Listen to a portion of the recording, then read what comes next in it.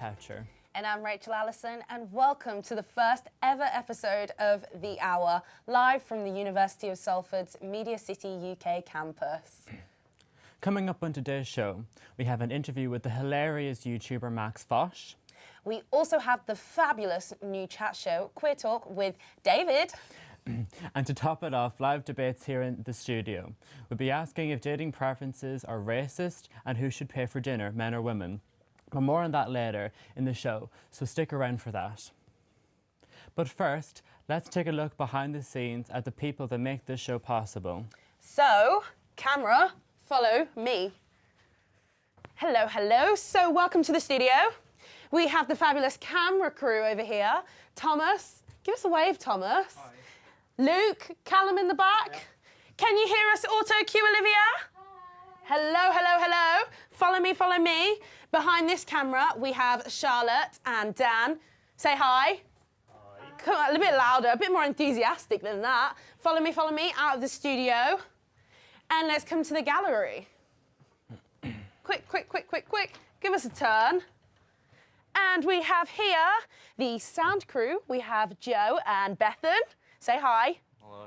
Hello. They make me sound okay, make me sound like Beyonce, of course. And we have Matt Burnham on PA. Hello, hello. We have the wonderful director, Joe. Amazing, amazing. And on graphics, Amber.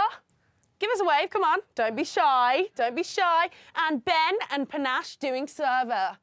Hello, hello, hello. Wave, wave. I know you want to be on the camera, especially you, Joe.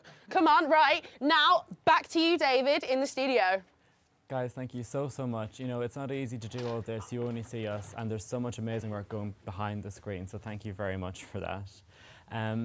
You know, it's brilliant of them. Thank you very much. Now, Max Fosh, the brilliant YouTuber and presenter of the popular show Street Smart, posts videos challenging people on general knowledge. Let's take a look at his best bits. Found coin once.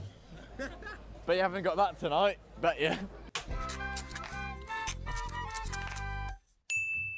How's your general knowledge, Reese? Come see, come saw. What's the 7th planet from the sun?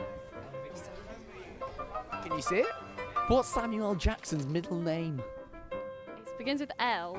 Oh, it was Leroy. It is Leroy. Yeah, Leroy. I knew it was Leroy. I knew that one. Of course, the child Leroy. Samuel Jackson's parents. My words. Heavy summer? Yeah. What was the name of the first dog in space? That is a real hands-on-hips question, isn't it? Gonna go for Clifford the big red dog. How is he going to fit in the spaceship, though? Not sure. How does one get into pole vaulting? How do you get into pole vaulting? You jump and see what happens. The average person does what 13 times a day? We. How much are you drinking? 13 times a day. Normally an enjoyable experience. No, it's not what you're thinking. Done it during this interview, actually. Love. Yes. First of all, tell me about the jacket. Who did you... Actually, who mugged you and gave you that? Name a mammal that can't jump. Beth. Lion. Sleeps tonight, a wimba wimba way. Beth, can you please breathe from and jump for me now? Hey. She can do it perfectly fine. Can you name Henry VIII's wives? Jane Seymour, and who's the ugly one? Anna Cleves. Anne Boleyn, we've got Jane Seymour, we've got Catherine of Harrogate, we've got It sounds like you're naming a five-a-side team. Anne Palmer, and then... And Palmed. I mean, he did have 6 wives, so there's one on the subs bench. What is the most common name for a pub in Britain? The Inn. The New Inn. It's got to be Red Line. It is the Red Line. Put that on Facebook. Bang. It's actually the Red Lion. No way. No way! Way! Name an X Factor finalist. Joe McElderry. Joe McElderry. The Climb. What a tune. What a tune! What a tune. What a song! What a song. Rachel Aberdeji. Rachel Adedeji. Rachel Adedeji. Cher Lloyd by Cher Lloyd. Cher Lloyd. Ollie Murr. No, save the turtles, mate. Don't do that yet. Save the turtles. So awful. That's like offence. You want to finish that word? Offensive. There we go. Yeah. See, that's one turtle saved. Okay, so they get around their necks. Polar bears, don't forget polar bear. A polar bear's not going to be able to fit his neck through that. What is a civil war? It's where, like, Captain America can't decide what he's doing. So then he's like, what am I doing? And Iron Man has to come save the day. I'm resitting first year. You're resitting first year, but just say second year. Say second That's year. what I do, yeah. What year are you in, JP? Second year. Yeah, correct. That's what I thought. Economics. Could have guessed by the gilet. What language do they speak in ancient Rome? Romish. Romish. Latin. It's actually Times New Roman. Ah. Who couldn't get no satisfaction? Fatboy Slim. That one, right? Maybe. Is it Base Hunter? No, it's not Base Hunter. Can't get no satisfaction, Dr. Pressure. I think you're mixing Under Pressure and Can't Get No Satisfaction, which I didn't think could be done. My dad taught it me when I was... When is that useful? Which intestine is bigger? The left intestine? No, it's a toss-up between the left and the right.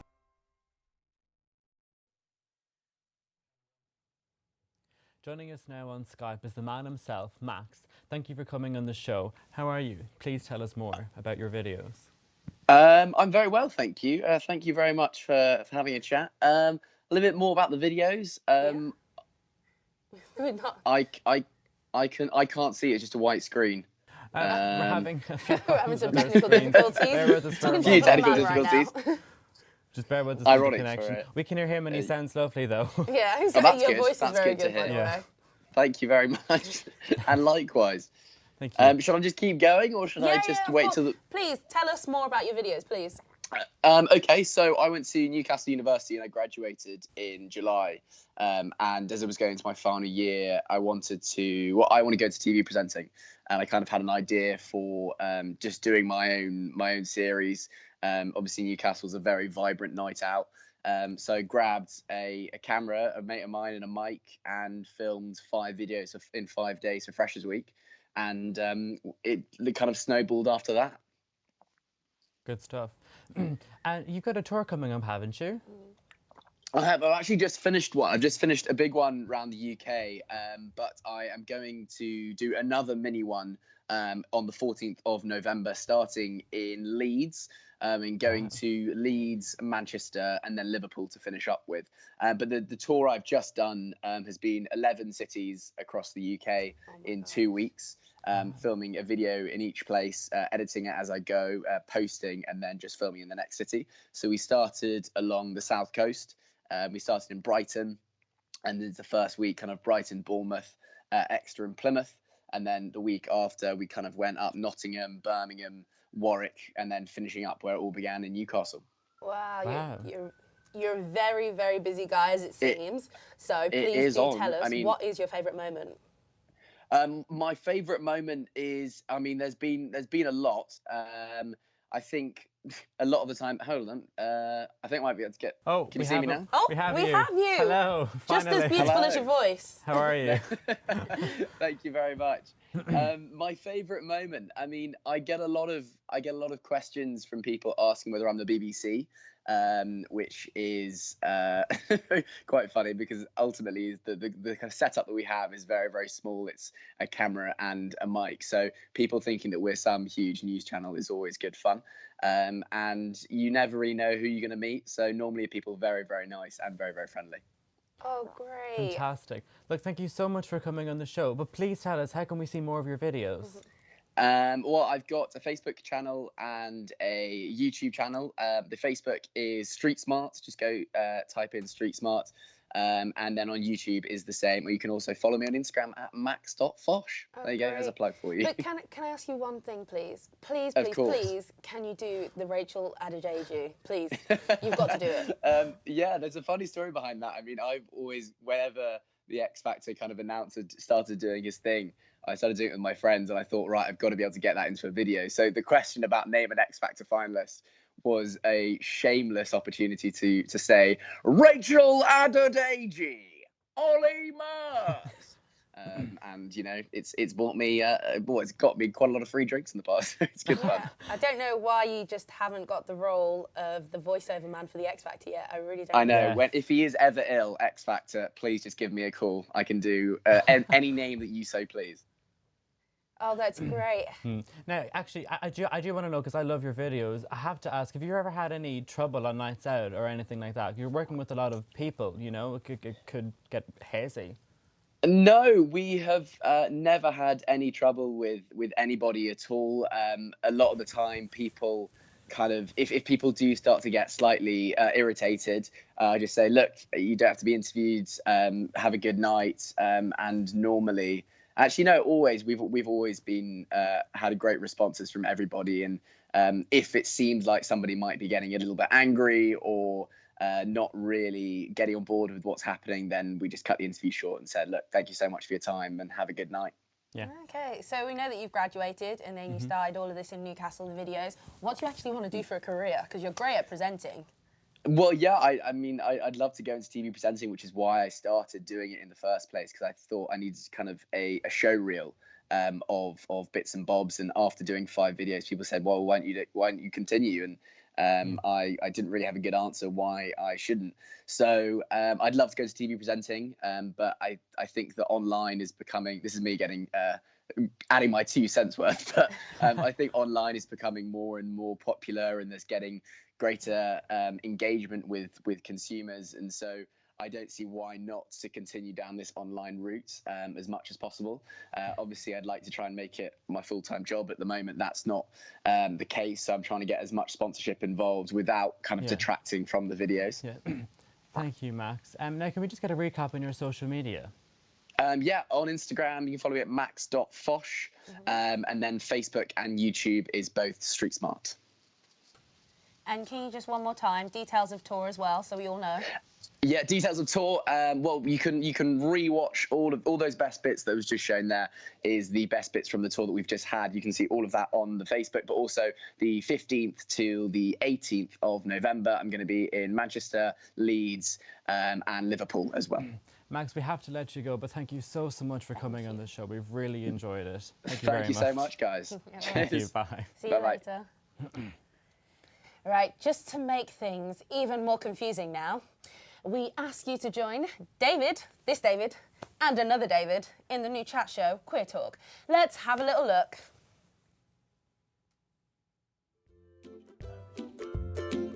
Hi, I'm David. And I'm also David, and welcome to Queer Talk, where we view the world from the queer perspective. This week, we'll be discussing gay icons.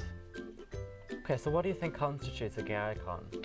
I think someone who has made a significant contribution to our community, or is just too beautiful that turns people gay. Looking at you, Harry Styles. Oh, no. No, I think it's to do with denim. I mean, I think all of the best gay icons have denim, you know? Like, I mean, Cher, like double denim. Dolly Parton, hello. Like, yeah, but that's just because she's country. Yeah, but Cher isn't country. She wears denim. I suppose so. But I've never seen Gaga in denim. And she's like the ultimate gay icon. No, she has worn denim. She worn denim? She has worn denim. I'm yet to see Gaga wear denim. I'm pretty sure she's worn denim knickers, actually. I'm actually pretty sure. Imagine the chafing. Oh. Baby powder that. Oh, dear. What about the Spice Girls as well, then? Do they wear denim? I don't. Scary Spice has worn denim like thigh-high boots. I'm pretty confident about that statement. Denim thigh-high boots? Yes, yeah. Yeah, she has. I think she has. So who's your favourite gay icon then? Cher. I love me a bit of Cher. Cher is a gay icon because she's contributed to the gayest things to any culture at the moment. She has given us double denim, bell bottoms. I disagree with double denim, sorry. She's brought bell bottoms. Okay, actually there's 3. So double denim, bell bottoms, and auto-tune. She brought us auto-tune, and we need to be grateful for that. Yeah. So who's yours? Taylor Swift. Oh, gosh. You know how much I love some Taylor Swift. Oh, that's my Spice Girl, Country Spice. Make a new one. Cowboy hat. Friggin' bells on the boots. I mean, Country Spice or Old Spice? Old Spice is the moonshine. Come on. It's all well and good talking about our gay icon, but we wanted to go to like the whole Manchester population of LGBTQ people to ask them who their gay icons are. And we did. We went to Canal Street, and it was really funny. It was eventful. Yeah, we met some fruitcakes, didn't we? Or just fruits. Just fruits in general, yeah. Robin, though. Oh, Robin. God bless Robin. So yeah, please join us now in Canal Street, where we were speaking to LGBT people about their gay icons. Queer Talk has come to Manchester's gay village to ask some of our favourite LGBTQ allies who their gay icon is. Ricky Martin is an inspiration of mine because, you know, yes, obviously he's gay, but, you know, he does his songs in Spanish and English. It's incredible. Oliver Webster, one of my friends, he's gay. Okay. And He's not a celebrity, but he's my icon. That's really sweet, actually. I like that. Definitely David Bowie. And why is he your gay icon? Because he's just bisexual and proud, and I love it. Bowie, Lee Bowery, there's a plethora of different artists throughout the years that have been, you know, inspirations. Toya Wilcox, you name it, some amazing artists. You've got to be Kelly Wilde, because she's done a lot of different people with HIV and AIDS in the 1980s. She was absolutely so inspirational, and a dear friend of mine as well. Oh, absolutely, without a doubt, the amazing Lily Savage, Paulo Grady. Oh, George Michael, obviously, all the way. Why?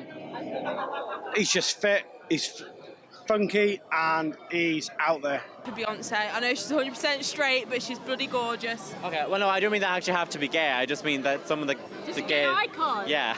Beyonce! Okay, Beyonce works. What about you? Cara Delevingne. Okay. Okay, she's not my favourite, but okay. What about Ashley Benson? So I absolutely love Jennifer Aniston. Okay. Okay, cool. And mine is hot. Okay. Justo. Who? Justo. Okay. Justo. Okay, work. Absolutely amazing. David Beckham. David Beckham's amazing. Is he a gay icon, though? I don't know. He's not really gay, but if he was, I would. I don't think it has to be gay. Okay, well, look, That's fine. David. Which David? You. You're a David, aren't you? So I'm your gay icon. Proper David.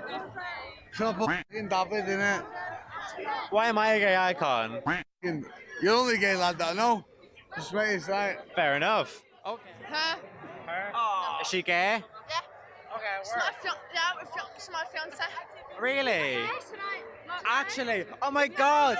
Congratulations, David. He just got engaged. Robin. Good choice. Love Robin. You're and gonna go to the dog tonight. And Alexa and Jackie. Alexa Tuppence Alexa and Jackie Tuppence. Love. Use the Yes. full names because I can't use their full names. if XXX Tube's watching, Yeah. cast me. Who? Freddie Mercury. Okay, that's it. Why? Because the guy is an absolute legend. I love the guy. Like, honestly, he paved the way for all gay people. Because Freddie Mercury, he was an absolute legend. He played his music. He didn't care what anyone thought about him, and he just like did what he did. Awesome. And I love that about him. Okay. My friend Adam, he's pretty inspirational. He's quite tough, quite strong. He fronts up all the time. He goes out in straight clubs and he'll have a dance, have a laugh, have a chat, and he'll be himself. And I like that because we know who he is. We're not prejudiced in Wakefield. We're quite open and a group of friends. We love who he is, and he's such a great laugh. So it's a pleasure to be with him. He's such a great friend. Thank you so much, love. Thank you so much. Thank you. It's really inspirational.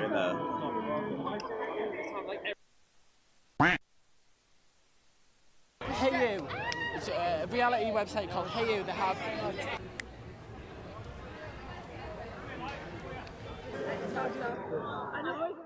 So that's all we got time for this week. Please join us next week and we will talk about something. God, I don't know. Well, they might not like us, it's just the pilot. We might get sacked. See you next week, hopefully. Bye. To talk about more gay stuff. Bye.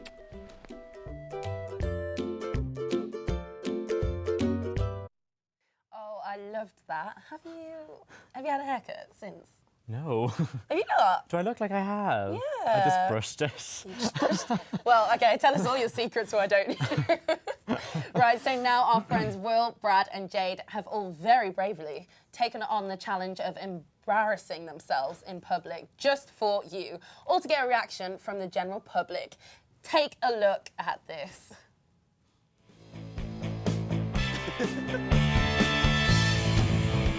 Hi, I'm Will. I'm Brad. I'm Jade. And welcome to the very first episode of Don't Make Me Say That. Today we're out in Manchester competing to embarrass each other, doing a do and say what you're told. We'll be embarrassing ourselves so you don't have to. Will, go up to that old lady and ask her, do you think there's any condoms in here? And then stare at the eye in the eye and don't blink. Excuse me. Do you think this is a place where they sell any protection? Protection as in? As in, like, Johnny. special protection? That I don't know. You don't know? There's a gentleman there who works here who might be able to help you. Hello. Who did that? Can I help you at all? Is this a place where they sell condoms or anything? Is this a place? Yeah. No, we don't. No, not here? Try Boots the chemist at the end. Boots, yeah? Yep. Oh, okay, okay, cool. Thanks. Yeah. Okay, go when you're ready. I'm working it, guys. Ask them what you think, ask them what you think. Hey, guys, what do you think? Is it me or is it not?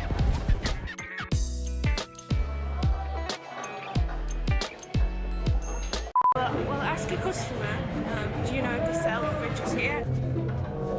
Excuse me. Do you know if they actually sell fridges here, or is that just some kind of marketing ploy?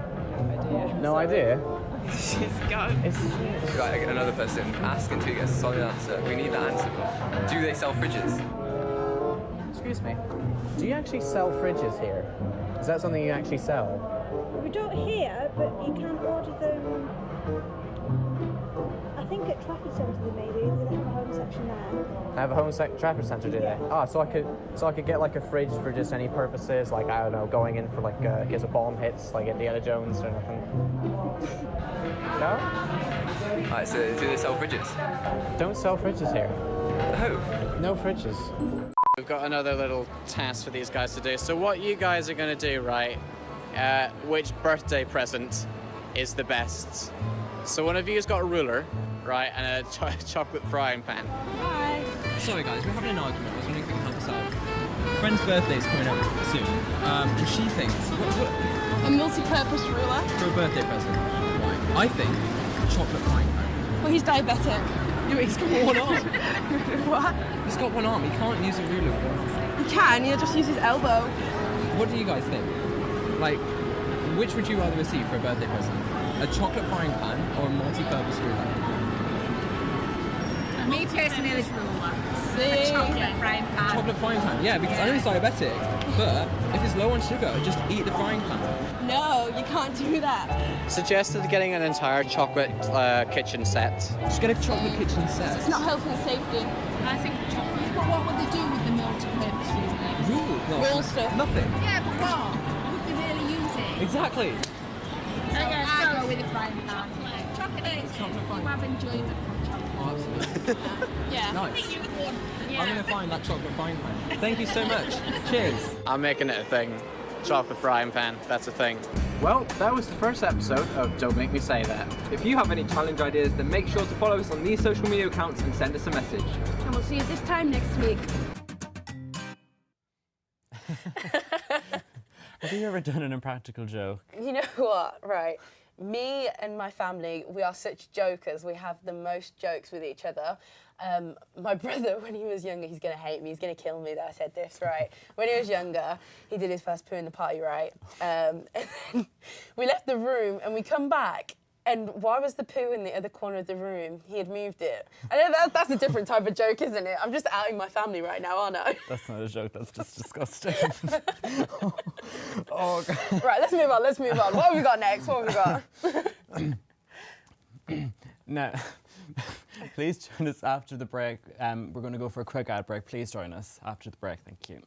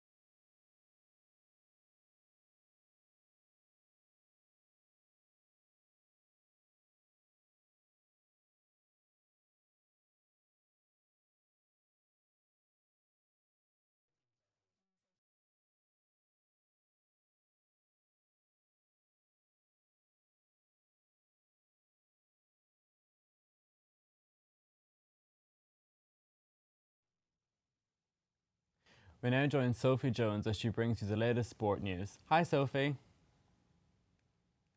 Am I okay just to look at that screen then? Not really. Now?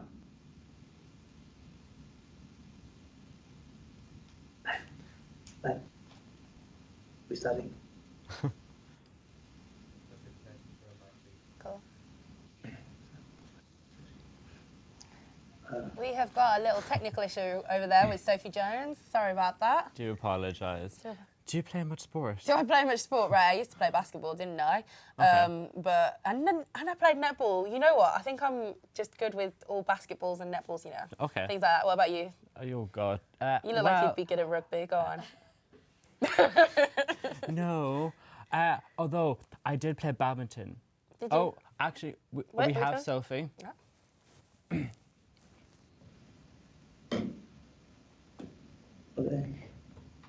Hi, I'm Sophie. The Manchester Half Marathon was on Sunday.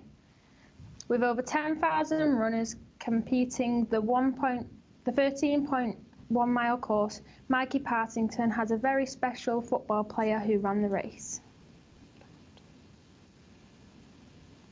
FC United Women's Rebecca Foster swapped the pitch for the streets and ran the 2018 Manchester Half Marathon in aid of the Royal Manchester Children's Hospital. So why did she get involved? Okay, so I did a half marathon, first of all, just for a bit of a challenge.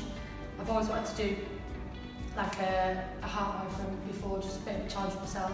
And then I did it with someone else who wanted to set it up for a charity. So not only a personal challenge, but then it was for a really important charity as well. Bex plays for North West Women's Regional League Premier Division side FC United Women.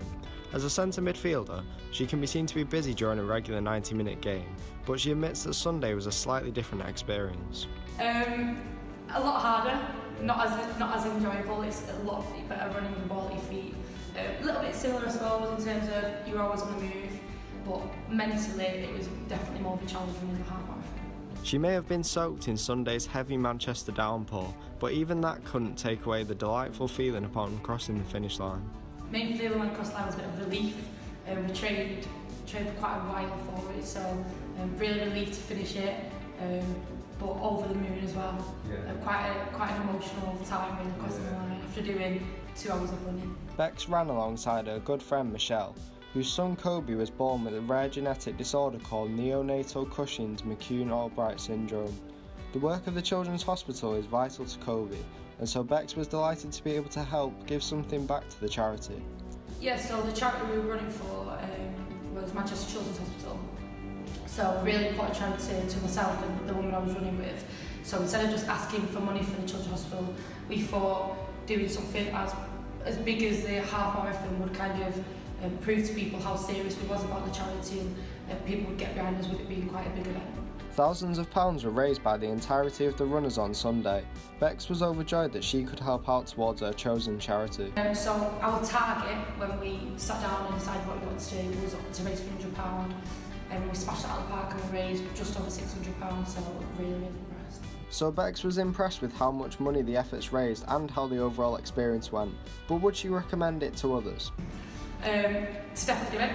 Really good for fitness, for training, but just to get that feeling of accomplishment when you cross the line, I'd say definitely do it. In UFC news, Russian Nurmagomedov beat Conor McGregor on the 7th of October in Las Vegas after forcing him to tap to a neck crank.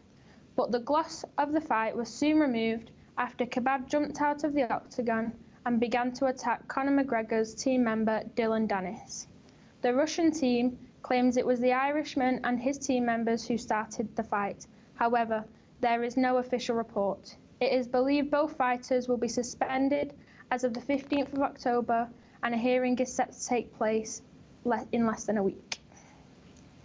In football, Usain Bolt has scored twice in his second trial match for the A-League Central Coast Mainers. Bolt wore the number 95 shirt referencing to his world record time in the 100-metre sprint. The hard work continues for the athlete, but he continues to strive in his football career. That's all from me. Back to the studio. Thank you, Sophie. Thank you so much, Thank you Sophie. very much. See you later. Right, so before we move on, can we just, you started talking about that you did badminton. Whoa. So you must have really good hand-eye coordination then. I said I played, I didn't say that I was good at it. Oh, okay. I know, I couldn't play badminton. I actually once got a black eye from playing it though. No, you didn't. I swear, I actually did. Did you? Someone hit you or did you hit yourself? No, I didn't hit myself, not that bad. But the puck thing hit me in the eye and I actually had a black eye. Oh, bless you. Right, we're just going to recap from earlier, Max's best bit, so let's have a look at the YouTuber. I swallowed a pound coin once, but you haven't got that tonight, bet you. How's your general knowledge, Reese? Come see, come saw. What's the 7th planet from the sun? Can you see it? What's Samuel L. Jackson's middle name? It begins with L. Oh, it was Leroy. It is Leroy. Yeah, Leroy. I knew it was Leroy. I knew that one. Who calls the child Leroy? Samuel L. Jackson's parents. My words. Heavy summer? What was the name of the first dog in space? That is a real hands-on-hips question, isn't it? Gonna go for Clifford the big red dog. How is he going to fit in the spaceship, though? Not sure. How does one get into pole vaulting? How do you get into pole vaulting? You jump and see what happens. The average person does what 13 times a day? We. How much are you drinking? 13 times a day. Normally an enjoyable experience. No, it's not what you're thinking. Done it during this interview, actually. Love. Yes. First of all, tell me about the jacket. Who did you... Actually, who mugged you and gave you that? Name a mammal that can't jump. Beth. Lion. Sleeps tonight, a wimba way. Beth, can you please breathe from home and jump for me now? She can do it perfectly fine. Can you name Henry VIII's wives? Jane Seymour, and who's the ugly one? Anna Cleves. Anne Boleyn, we've got Jane Seymour, we've got Catherine of Harrogate, we've got It sounds like you're naming a five-a-side team. Anne Palmer, and then... Anne Palmer. I mean, he did have 6 wives, so there's one on the subs bench. What is the most common name for a pub in Britain? The Inn. The New Inn. It's got to be Red Line. It is the Red Line. Put that on Facebook. Bang. It's actually the Red Lion. No way. No way. Way. Name an X Factor finalist. Joe McElderry. The Climb. What a tune. What a tune. What a tune. What a song. What a song. Rachel Aberdeji. Cher Lloyd by Cher Lloyd. Cher Lloyd. Ollie Murr. No, save the turtles, mate. Don't do that yet. Save the turtles. So awful. That's like offence. You want to finish that word? Offensive. There we go. Yeah. See, that's one turtle saved. Okay. So they get around their necks. Polar bears, don't get a polar bear. A polar bear's not going to be able to fit his neck through that. What is a civil war? It's where, like, Captain America can't decide what he's doing. So then he's like, what am I doing? And Iron Man has to come save the day. I'm resitting first year. You're resitting first year, but just say second year. Yeah, say second That's year. what I do, yeah. What year are you in, JP? Second year. Yeah, correct. That's what I thought. Economics. Could have guessed by the gilet. What language do they speak in ancient Rome? Romish. Romish. Latin. It's actually Times New Roman. Ah. Who couldn't get no satisfaction? Fatboy Slim. That one, right? Maybe. Is it Base Hunter? No, it's not Base Hunter. Can't get no satisfaction, Dr. Pressure. I think you're mixing Under Pressure and Can't Get No Satisfaction, which I didn't think could be done. My dad taught it me when I was... When is that useful? Which intestine is bigger? The left intestine? No, it's a toss-up between the left and the right.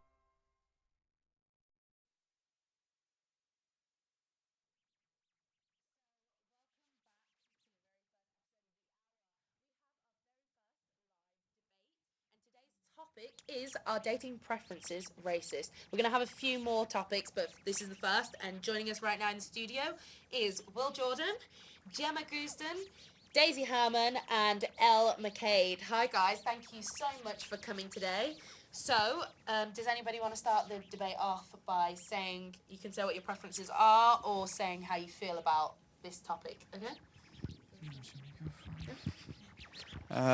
Right. So, in terms of whether or not I mean, it could possibly be seen as being slightly racist. I wouldn't say it's a completely racist kind of way to go about it, but I know that many people can see it as you just kind of discounting or completely negating just entire groups of people instead of just being open with everyone. So it's definitely something that can be seen as racist. I wouldn't say it is completely like. Do you have anything that you want to add to that issue? I think the main thing for me is that on like some dating apps like Grindr, there's the option to select your ethnic groups. So by completely taking away, just like any ethnic group, it's almost like you're straight away, no, I don't want to date that person because of their culture, because of where they're born, because of where they come from. And that's probably one of the main issues why it's perceived to be racist. But at the same time, I'm sure there is justification for why that is. Can I just ask, do you mind me asking about yourself personally? Yeah. Yeah, so do you do any dating apps like that? I don't know, I have a boyfriend. No, okay. So, fair enough. But if you did, and you use something like Grindr or Tinder, would you choose your preference in race? I personally would, but that's genuinely based on looks and solely looks. So I know that I find, like, white people attractive. I know that I find black people attractive. I know that I probably wouldn't go for an Asian person because I'm very tall and stereotypically they're short, and that's just like, I've always gone for people who are taller than me, and that's just, it's as simple as that. It's nothing more about like culture itself. Okay. So before we carry on with that, I would ask you guys to make a comment as well, please. I just think as well, like, it does really depend on preferences. I wouldn't really say like race is really an issue. I personally wouldn't like see it as that, but again, it is just preferences of what you'd go for. Like, you change like blonde and brunette, like who you'd choose, but I think more so the person rather than the race of it, really. Yeah, but I do understand why people of like ethnic minorities might consider, if we say to them, we won't go out with you because you're a different race to me, because a lot of these ethnic minorities have been subject to prejudice like throughout history, and part of that may think that we have internalized prejudice towards them dating back through history. So the fact that we say we are completely separating an entire group of people because of their race, isn't that racist? Like, because yeah. Okay. Do you have a question? Yeah. Just from personal experience, you know, as you were mentioning Grindr, as a gay man, I do use that app, and I don't think that it's necessarily racist to have a preference. I know that I prefer black men, and but I don't really have an interest in Asian men. But that's just a personal preference. But apps like Grindr, you could argue that it is racist because you can exclude an entire race of people, and it can be offensive. I understand where you're both coming from, but are you contradicting yourself by saying that yes, you would select who you want, but you don't think it's racist? You think it's racist that Grindr has the options, yet you are ruling out what you don't want. Let's go to Gemma. What do you think? To be honest, I was just like raising it as a point, just like, okay, so if apps are allowed to do this, it's almost like going out in the street with a signpost saying, I wouldn't date this person because of where they're born. And that's not something that is acceptable. So why is it acceptable to do it through the form of an app nowadays? Do you know what I mean? It's like, it used to be allowed to, like, I don't know if you've seen like the Louis Theroux documentary about the like most hated family in America. They go out with signposts saying like, God hates fags. And it's like, that's so not acceptable, and everyone admits that. But on a dating app, you can say, I don't want to date this group of people. So in terms of personal preference, it's okay because it's about dating. It's not about going out with an intention to be offensive. It's about who you want to like spend your time with. Do you know what I mean? Okay. Yeah. Has anyone else got any thoughts on that? Yeah. I think in terms of racism, if you go out with the intention of saying, I don't date Asian people because they're all terrorists, that's a completely different story. Yeah. It's if you go out with the intention, I don't date these people because I hate these people. It's more about, if it's about preference, fine. About hatred, then it's not. That's a very extreme statement. Yeah, no, I was saying for just an example, yeah. But I understand where you're coming from, absolutely. Does anyone have any comments to make? Any other comments? Does anybody else have any preferences they want to talk about themselves and why they have those preferences? I don't have... My preferences are... I usually go for white people. It isn't really preference in the skin tone or how the race or anything. It's just, again, just preferences on what I go for. But what would draw you away from going to a black man or an Asian man? I wouldn't necessarily not go for a black man or an Asian man. I think it really just depends on the person. I don't really go... I suppose, like, initially you have to be attracted to them, and that's what the apps are for, like... It is solely based firstly on looks, and maybe it shouldn't be, but it is. But okay, so when you're on, are you on any dating apps? No, I'm not. No, are any of you on any dating apps? I am. You are. Yes. Okay, so let's say for example you were on a dating app and you were swiping through. Would you purposely swipe past someone who wasn't a white man? No, not necessarily. I think it is just dependent. I think for me, who I find attractive. Mainly in the past, it has just been white people. I suppose that's why I say like mainly white people. But so would you mainly just go on someone for looks then, just because they are white? No, not necessarily. Like I have been with a black guy before, so it's not. It doesn't really. I don't really have any preference. Do we have any other personal preferences on this side? What do you think? It's not a preference, but I do have some kind of point to bring up. I think one of the factors that definitely plays into, I suppose, why people have certain preferences towards certain races is more from where they've grown up and who they've grown up around. Like, I grew up not really being able to, definitely during my childhood years, I didn't meet very many people of a different race. In fact, I come from Northern Ireland, so that's a place where even white people are at each other's throats because of their religion and that type of stuff. It wasn't really until I joined what we have in Northern Ireland called an integrated school that I actually was able to mingle about with people from all different backgrounds and races. But even on the race front, that was still quite low. So the only people I have gone out with have been white people, but that's really just because the most of the people I've come into contact with are white. Can I pause you for a second? Yeah, it's fine. Yeah. So just to remind people at home, this is of the personal opinions of the candidates here. This is not the TV show's opinion. It's the personal opinions. So can we carry on? Can you go into a bit more detail? What are your preferences, would you say? Do you mind talking about that? No, yeah, it's fine. I wouldn't really say that I do have any preferences. So you wouldn't rule out any... I wouldn't... Are you assuming that, do you go for girls or boys, or... I am straight, so You're straight, so go you for would girls. rule out boys? But in terms of race, I wouldn't rule anything out. It's more just the fact that I haven't sort of interacted or integrated with many other races for the majority of my life, so that's really just... So can I ask you all, with preferences, because there's a lot of different characteristics and cultural backgrounds and differences between each people. So, Gemma, can we come to you? Yeah. So, with your preferences being your preference, white men, yeah. So would you not go for someone Asian because of just the cultural differences? No, I think it's more to do with the fact that, like, an example being here at Salford University, I'm not someone that uses dating apps, just like simple as I'd rather meet someone the like traditional way, I suppose. At Salford, in Manchester in general, I genuinely don't think I've met like any Asian people so far, or maybe like I've crossed paths with some, but I haven't been introduced to anyone. I haven't spoken to them. I haven't seen them in nightclubs, or I've seen like one or two, but it's like they're like, I don't know how to say it. It's just because of where we are and like where we're living, and like even back at home, like when I'm from Surrey, so there we do have like much more cultural variety. I don't know if that's the way to put it. So it's a lack of exposure to different cultures. Well, yeah, exactly. It's just like up here there isn't that, and it's just as simple as like if I wanted to meet an Asian person, I'd have to use a dating app, and that isn't something that I'd want to do personally. That's fair enough. Do any of you guys disagree with that?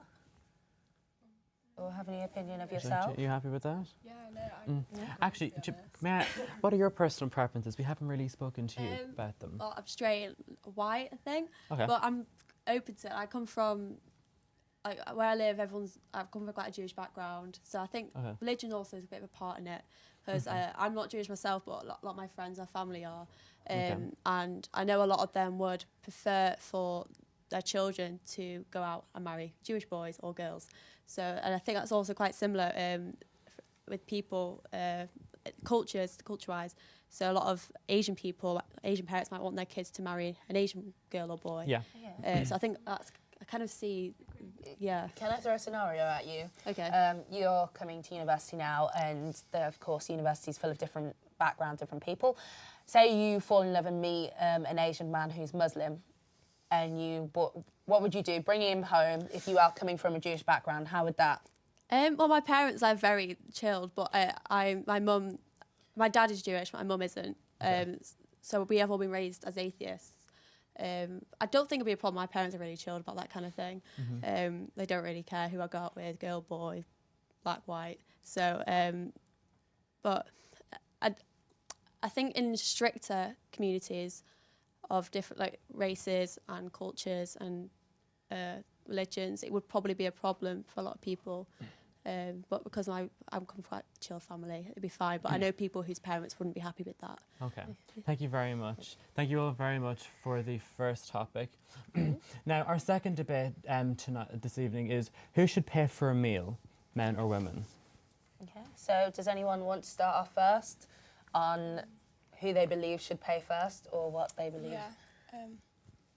Personally, I think like it depends on the scenario. Like if you're going on a first date, I think men feel like they have to pay. I don't think that's the case. So like it's unfair. I think if someone invites you to a date and they're like, okay, I want to take you out, then fair enough, they should pay. But like usually I'd just say split it. Like why should one person have to pay and not the other? It's usually just like an easier scenario. Like usually if you're the same age, like students, you can't afford to just keep paying for like two people all the time. And why should they have to? It's really unfair.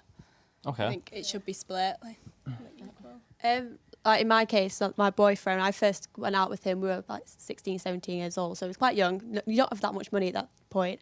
And when we went on our first date, we split the bill, which I think's fine. But I remember telling some friends of mine, and they were shocked that he let me pay for my part of it. And I think that's crazy because we're both very young and we didn't have any, we had probably £20 between, like, for each. How was he meant to pay for two people when we're both in the same financial situation, is very young? And why was everyone shocked that he didn't pay for me? I think it's so internalised in our society that men have to pay, men have to do this, and women can just sit back and let the men do it. But I think if you're in the same situation, financial, then you should split it, in my opinion. Yeah. Even with things like the pay gap in difference in gender, you still believe that men... Well, at the moment, I'm earning more money than my boyfriend, but I think if you're both in the same financial situation, split it. If do you mind me asking, because you make more, do you think that means you should pay for meals? Well, I don't mind paying for meals because if it was up to him, we'd go for cheaper meals. But I like to go out for nicer meals. So I think because I'm kind of forcing this upon him, I will pay for it because it's my choice to go out. But if we both went out for a meal and we both wanted to go there, like, split it, that's fine. Or you pay for one meal, I pay for the next. But I don't think it should be forced upon a man to pay for any meal because it just completely disregards his financial situation. It just expects them to have enough money to pay for two people. And I just don't think that's okay. And do you think... do you think that your boyfriend feels pressurised to pay for meals? Do you think he feels it's expected of him? I don't think he feels pressurised to pay. I think there is a sense of demasculisation, is that the word? When I pay for him, like he feels a bit ashamed that he can't pay for me. He doesn't feel... I think sometimes if you go out for a nice meal, he feels pressured to pay for that nice meal. It's like, oh, it's my decision. But if I pay for him, I think there's a case for a lot of boys. They feel ashamed that they can't pay. Yeah. Fair enough. Now, do we have any comments on the other side? Gemma, you're dying to comment. I just wanted to put the idea out there of if a guy was to go on a date with a girl and it was assumed that the girl was supposed to pay, Just like, I think people would be really, really shocked by that situation. So it just kind of throws that idea into the air of like, why do we think it's okay to assume that the guy is going to pay? Or if you offer to split it, that you get turned down because they want to pay. Like this whole idea of like, because a guy earns more, they should be paying. But in coming into like a world where like feminism is much more like, things are improving basically, why are we still so against like, oh, why are we still, why are we supporting tradition when really we should be normalising everyone being equal? Okay, well, can we get a male opinion from this? Will, please shed a light. Would you normally targeted pay? Would you, if a girl, let's start with if a girl asked you on the date, would you pay for the meal? Ooh. And I'm switching it around. Go on. You've thrown me off there. If I was asked, right. I have to be careful what I say because I'm currently in a relationship at the moment. So if this Think very careful. I might not be leaving this building alive. I would probably still pay for the first one, but that is literally just because we, us men, do feel that sort of societal pressure that we do have to sort of pay on the first one. But it's the weird thing about this because I think it has an effect on both sides. So obviously the men feel pressure from society that they should be the ones to always pay for everything on the first date. And if that continues with some other dates, because I don't know, feel like a sense of pride about it or something like that, that could also make the women feel bad because it makes it feel like it makes them feel like, so am I not capable of being able to support myself and pay for things as well? So it makes both sides feel quite bad in both respects. Okay, but say it's your birthday. Say she took you out to Miller and Carter and Nando's, somewhere really nice. Okay. Nando's. Say she took you out, is her idea, all her idea. Would you let her pay? She's insisting that she pays because she's taking you out for your birthday. Would you let her pay? I would actually also in that occasion insist on splitting the bill. But that's not to do with like a male pride thing. That's simply just to do with my own personal pride. Like anytime my parents like take me out for a meal or something, even if I let them pay for it for me, I would still feel like guilty. It's just like, I didn't contribute anything to that. Even though it's supposed to be a treat for me, I still feel just personally like I probably should have contributed a little to that so that everybody is putting in a share. But wait, doesn't that give the impression to your girlfriend that she's not able to pay for the whole meal? It probably would come across as that now that you mention it. And even though I don't really intend for that to be the to be the case, I sound like a hypocrite now. Even though I don't intend for that to be the case, I know that it can come across as that, and I wouldn't try to defend myself in that sort of occasion. Even if I don't mean it to come across that way, I still can't help the fact that it came across that way, and that's something I need to take responsibility for. Now, Gemma, when he was saying that he would prefer to split the meal with his girlfriend, you were nodding. You were saying that you would pay if you were treating your partner. Oh yeah, just because I'm just like, if it's someone's birthday or something like that, just I don't know, maybe it's just like my preference for like birthdays and celebrations. But even if like you're going out with a group of friends, if it's a group of girls, you'll still split the bill and not make the birthday girl pay their part. Do you know what I mean? So it's like if you're going out on like to celebrate with your girlfriend or to celebrate with your boyfriend, you'd still, I think, pay the bill for them because it's like almost like they're present. Do you know what I mean? Yeah. Okay. Yeah. Absolutely. Now, can we hear a bit more from your side? Do you have any other comments to make? Do you feel anything? How do you feel? Would you prefer your boyfriend or to pay for you, or in that situation, or would you prefer to pay? I think like when you're in a relationship, it is a lot easier to communicate and just say, okay, well, fair enough. If I pay this time, you pay the next time, or something like that. Whereas if you are single, it's different because it's difficult to have that conversation of who's going to pay. So it's kind of like, but personally, I do like paying for stuff myself. I like the idea of like earning my own money and paying for stuff myself. But like, if if I am to be like Trent, then like why not, I guess. Like it is nice to have like someone pay for something for you sometimes, not all the time, like, but the same like applies if you were to treat them as well. I mean, it's nice to have someone like go out and have a meal with you, but you do that, if you do that as well with them, like it's fair enough because you kind of even it out, because if in that sense. But yeah. So, David, can I ask you a question? Yeah. Sorry. What would you do if you were going on a first date with another man? Would you split the bill? I mean, I would split the bill anyway. I think that I don't believe that one person should pay over a preference. What would you do if they like insisted on paying? Would you let them, or would you insist back that you wanted to split? It depends.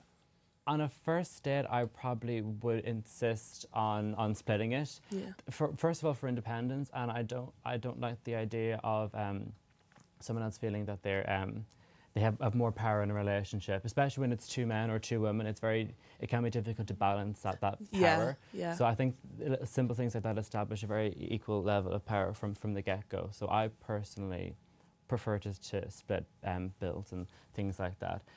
But I mean, it's very different for a lot of. I mean, I know personally from gay men, a lot of stereotypically more feminine gay men would prefer to have more masculine men pay for them.